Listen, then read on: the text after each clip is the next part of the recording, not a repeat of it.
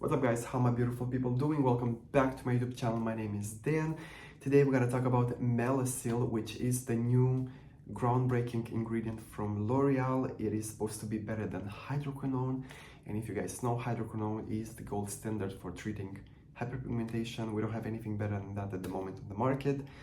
Now Melasyl is supposed to be better than that. We're gonna talk about that. Before I start, consider following me on Instagram, where I've actually posted about this subject last week. So if you follow me in there, you're gonna be updated much faster. Subscribe to this channel, of course, for more skincare content, and check out my Patreon in case you wanna help support the channel. Okay, so Melasyl, I'm gonna include the scientific name on here. I'm not gonna try to pronounce that. But it's been discovered after 18 years of research, and L'Oreal tested more than 100,000 ingredients or molecule, I'm not sure, but a huge amount of the ingredients, and they discovered Melasyl to be the next best thing when it comes to hyperpigmentation, to treating hyperpigmentation. Now, Melasyl has kind of a different mechanism of action, unlike all the other anti-hyperpigmentation ingredients like hydroquinone, vitamin C, niacinamide, kojic acid. It doesn't inhibit tyrosinase, but actually works by tackling the melanin precursors directly. L'Oreal compared Melasyl to 13 other ingredients known to treat hyperpigmentation, and they discovered that Melasyl is actually better than vitamin C, than kojic acid, arbutin, niacinamide, and even hydroquinone, which is the gold standard. And that's the part that intrigued me the most. Hydroquinone is just the gold standard, and if something is better than that, that means we have a new groundbreaking discovery in the skincare world.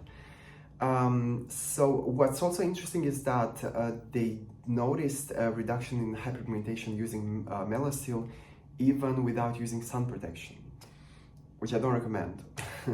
I think sunscreen is probably the best product to tackle hyperpigmentation, and after that comes all the other ones, hydroquinone, vitamin C, arbutin, all the other ones. But without sun protection, unless you are all day indoors and there's no sun coming through, yeah, but otherwise I feel like you just cannot get much results without using a sunscreen. So, but yeah, it's interesting that they noticed improvement even without sun protection. So L'Oreal patented this ingredient until 2036. So for 12 years, nobody can use it in their products. They do advertise Melasyl as being included only in the Mela B3 range, which has a serum, a cleanser, and a moisturizer and a sunscreen.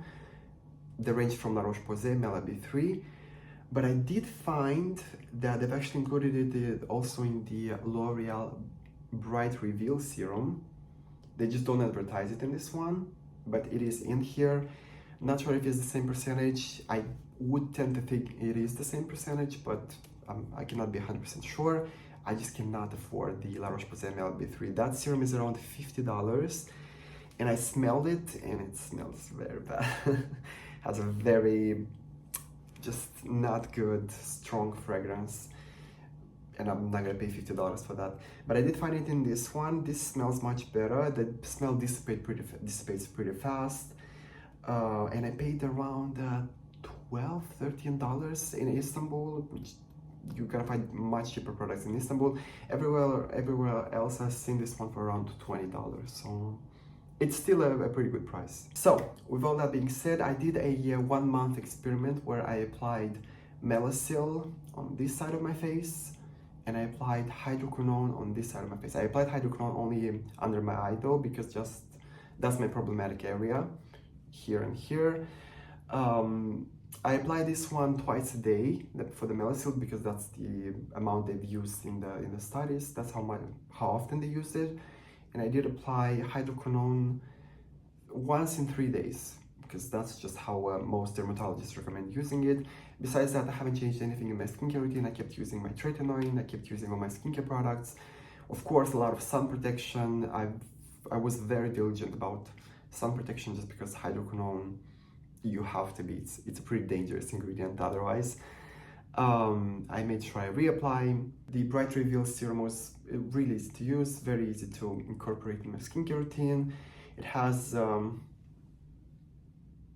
can see it has this like kind of like a pinkish color.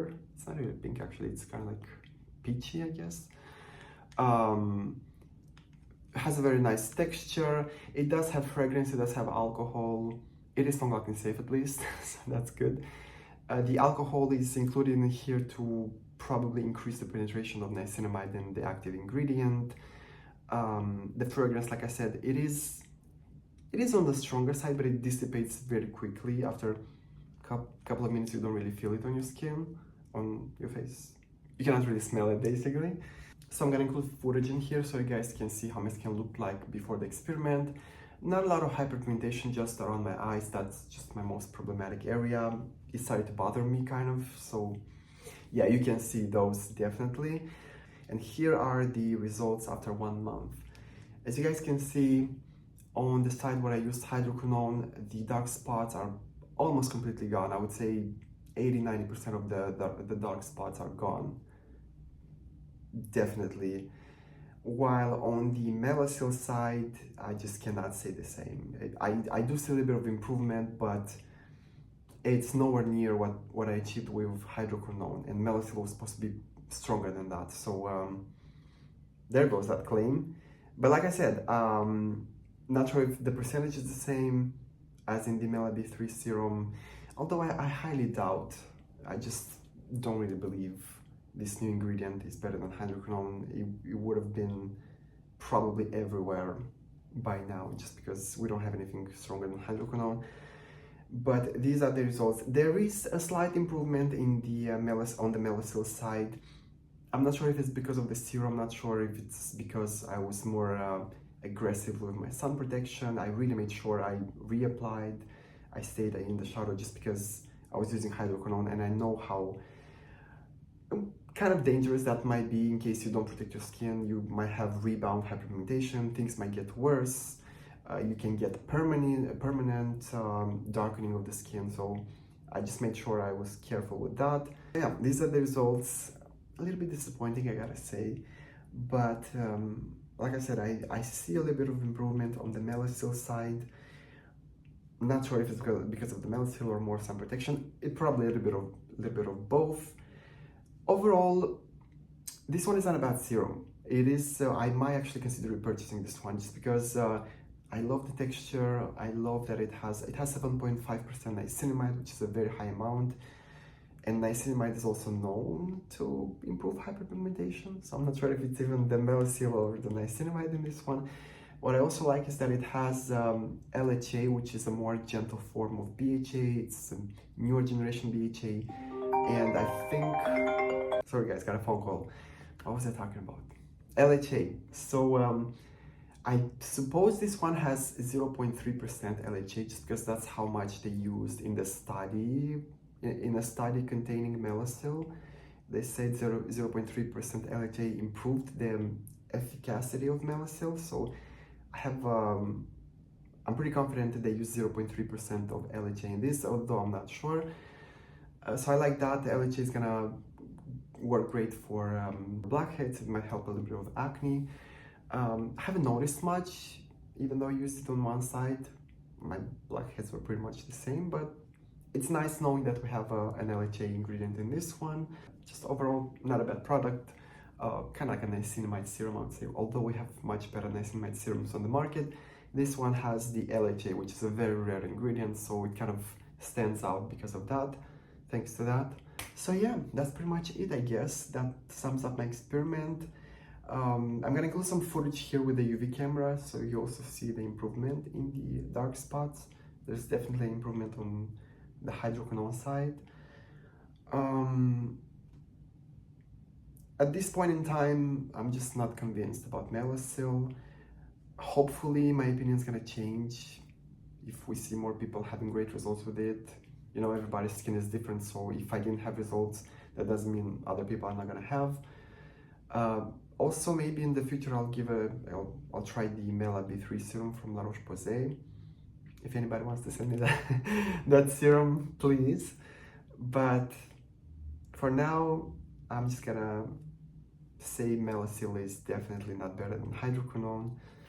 And unfortunately, because hydroquinone is a very, very tricky ingredient, not for everyone. It's just, you have to use it for like 2-3 months and then give up on it, then take a break for like 3 months and do it again.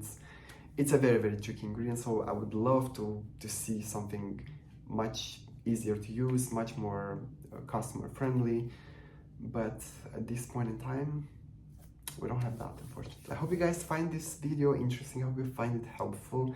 If it is so, give it a thumbs up. Let me know in the comments below what you think about this entire experiment. If you've tried the anything with Melasyl, what were your results with it? If you consider purchasing or not, what other brightening ingredients maybe I should check.